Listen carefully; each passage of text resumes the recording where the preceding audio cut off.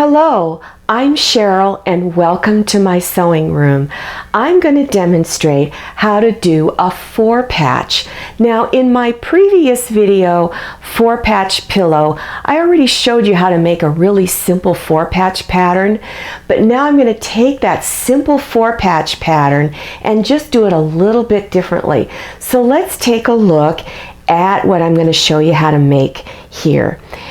Okay, now as you can see, it's got 4 different areas here. And then in 2 of the blocks, I've got 4 more pieces of fabric. So it's a 4-patch within a 4-patch. Isn't this cute? It really looks nice. So I'm going to show you a really easy way of doing this little square here really quick so it doesn't take very long. Now I'm going to identify the fabrics for you. This this one piece here that's 4.5 inches, this is fabric A, and then this smaller square here, this blue one, is B, and the polka dot square is C. So A, B, and C. Those are the fabrics that I've identified. Now let me show you what you need to cut out for this particular block to make this pot holder or whatever you want to make out of it. Out of fabric A, you need to cut 2 4.5 inch squares, and then out of B you need to cut 4 2.5 inch squares. Then fabric C, 4 2.5 inch squares, and then also out of fabric C, 1 8.5 inch square, and then again out of fabric C, 1 2 3/4 inch strip of binding. Okay, then you're also going to need 2 8.5 inch squares of cotton batting, or if you prefer, you can use 1 square of cotton batting along with 1 square of Insulbrite, which is a synthetic fabric that helps to block the heat.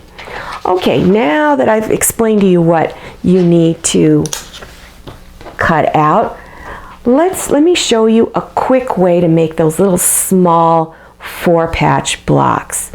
You're going to cut 2 strips from your fabric, 2.5 inches wide. Now these are folded strips, so when you purchase your fabric is usually folded. So from that end of that piece of fabric, you're going to cut 1 from fabric B and 1 from fabric C.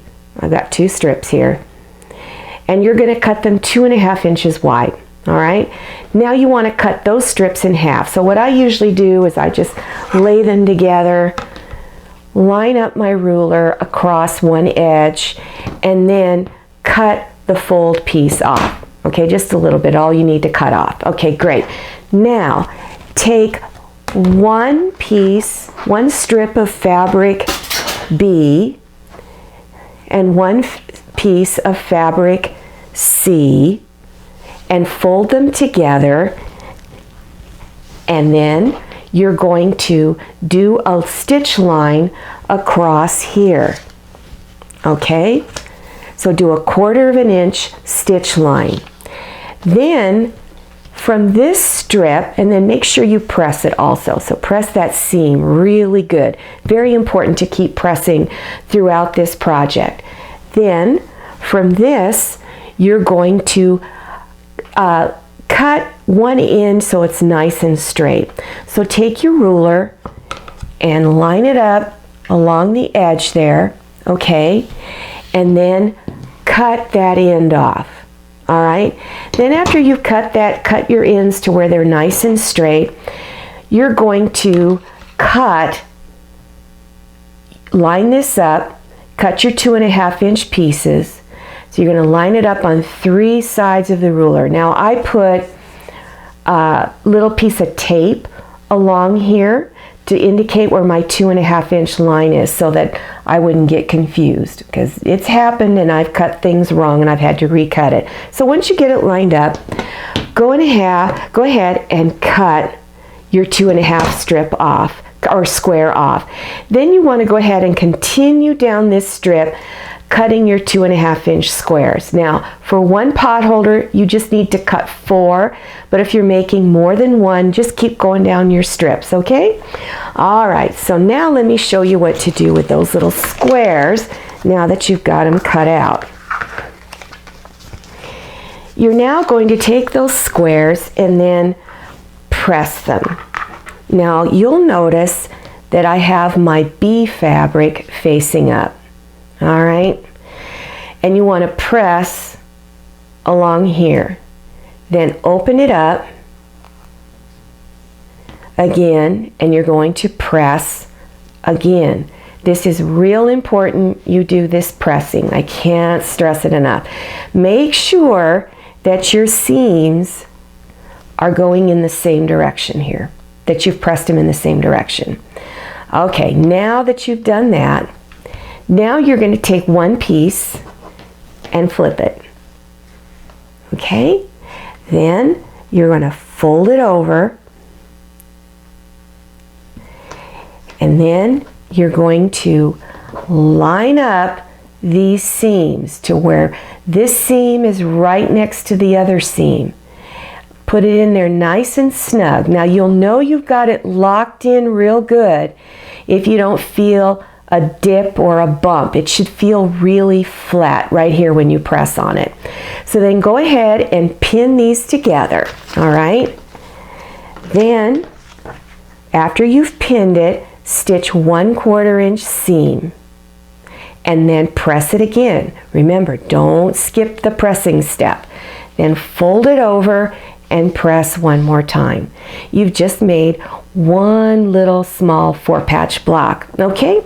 All right, now, after you've done that, you want to take your fabric A and lay it on top, right sides together, of your little 4-patch squares that you just made, okay? Then line these up really good, and then you're going to pin them together, and then you're going to stitch across the top,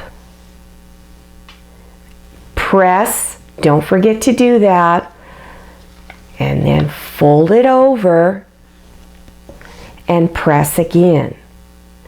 Then flip it. Then fold it over. Lock those seams in again, real important, that way it'll turn out really nice. Go ahead and pin it down. Then do your 1/4 inch seam,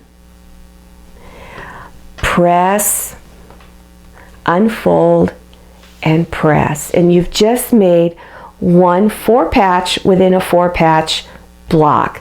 Now from this point, you can make almost anything out of this. You could turn this into a tote bag, put it in a table runner, a full-size quilt. There's many things you can do with this. So I'm going to show you how to put it into a pot holder. Pot holders are very popular, so that's why I like to always show you how to do that. So what you're going to do is you're going to first layer your fabrics. So take your 8.5 inch square of fabric C and put right side down, wrong side up. Then your 2 layers of insulation, your cotton batting or Insulbrite, and then lay your 4-patch block up on top. Now you want to even out your edges as much as possible.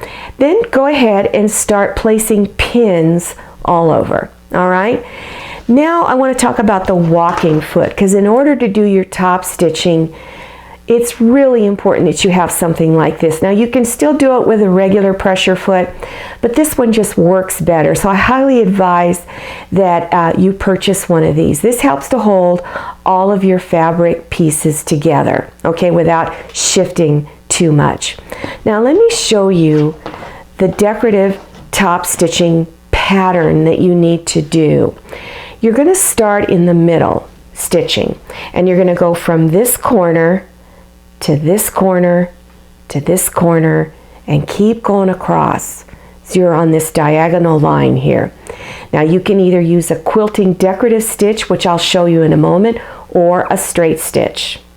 Then you're going to go to this corner, go down to this one, and then that one.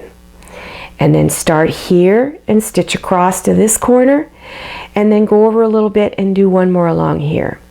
Then go to your other side. Okay? So let me show you what it would look like. It looks similar to this. Now this is a quilting stitch. It's a wavy line. You can use a straight stitch, okay? Then you're going to turn it and repeat the same thing again. And when you're done, it's going to look something like this. Okay? Now if you want to do a straight stitch, this is what it would look like. Okay? Alright, so after you've done that, you want to clean up and trim up the edges of the pot holder. Excuse me, let me get this. It's real important you do that because you want it to be nice and clean so that it'll be easier to put your binding on. When you've put this many pieces of fabric together, you can see it's not always going to come out real straight. Alright, so take a ruler. I have a square ruler here that I like to use, and since this is an 8.5 inch pot holder, I'm going to line it up on the 8.5 inch line around here. Okay, and if anything is sticking out or it looks a little jagged, then you just want to trim it off. Then turn the pot holder and trim it up again. Trim the other two sides. Line it up. Try to get it as square as you can, and then turn it. Clip it off. Okay? All right, great. Now you're ready to put on your binding. So take your 2 3/4 inch strip of fabric A, fold it in half, excuse me, of fabric C, fold it in half and press it. Okay, now we're going to start pinning the binding on. So take one end of your binding and place it somewhere in the middle. Doesn't have to be exact, but just somewhere in the middle on any side, doesn't matter which side, and start pinning it down.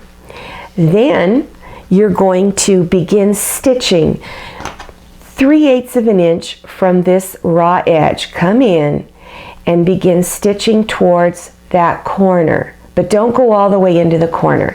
What you're going to do is stop when you get 3/8 of an inch away from this raw edge. Then stop, leave your needle down, press your foot up, turn the pot holder a little bit, and stitch directly into the corner. Good. Then take it out of your machine. Fold your binding straight out like that. Don't pull it here or go to the other side. It needs to be straight out right along this edge here. Then fold it over. Place this folded edge on the raw edge of the pot holder right along here and line it up along this side. Then pin it down and begin stitching from this folded edge to 3/8 of an inch from this side and stitch all the way down. Continue around the entire pot holder, and every time you get to a corner, do this. As you finish going around your last corner here, you want to take your binding strips and you're going to overlap the strips like that. Then you're going to leave a 1/2 inch overlap. Then you're going to cut the excess off. Okay? Then after that, open up the ends and you're going to unfold them, and you're going to bring right sides together. Fold the pot holder in half because it'll be a little easier to bring those ends together. Line it up real good and then pin it. Okay? Then after you've done that, finger press that little seam open. You're going to stitch a 1/4 of an inch seam. Finger press it open. Lay it flat again and finish stitching up your last side. Okay? Then you just a couple of more steps and you'll be done. Now you're going to fold the binding over towards the back. Okay? And you're going to pin your binding on the back. You're going to take this folded edge and bring it past the stitch line. So bring it across like that. put a pin in it. Don't go right into the corner, stay a little ways out from the corner. Go to the other side of the corner and do the same thing, bringing that folded edge past the stitch line. Put a pin in it to hold it in place. Then you're going to take a straight pin and now press down and in, fold it over, and pin. And you have this nice little mitered fold there. Continue pinning around the entire pot holder and do this fold on all 4 corners. One more little step, almost done. Now you're going to do stitch in the ditch, and that's where 2 pieces of fabric come together. You're going to start in this corner and you're going to stitch right along, right up against that binding, but not on the binding. When you get to this next corner here, leave your needle down, press your foot up, turn the pot holder, and then continue going down.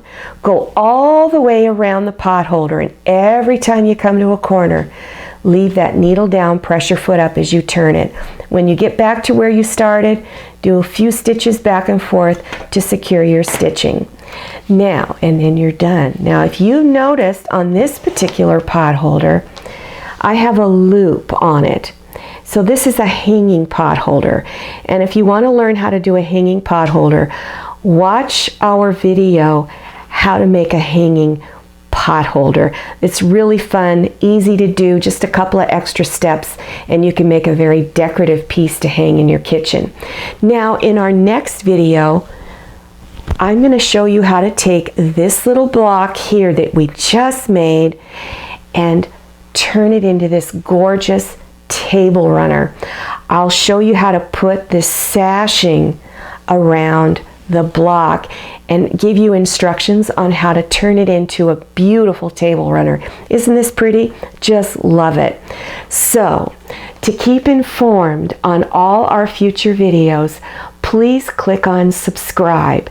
That's that red button, or it's a big bold word down there at the bottom of the YouTube screen. If you're watching from your cell phone or iPad, it might be up at the top somewhere. So click on the word subscribe. YouTube will prompt you for your email address. You do that, and then the next time I have a new video, YouTube will send you an email with a big button on the inside of the letter, and you click on that and it takes you directly to my latest video. I'm Cheryl. I'm so glad you came to our sewing room. See you next time, and happy sewing.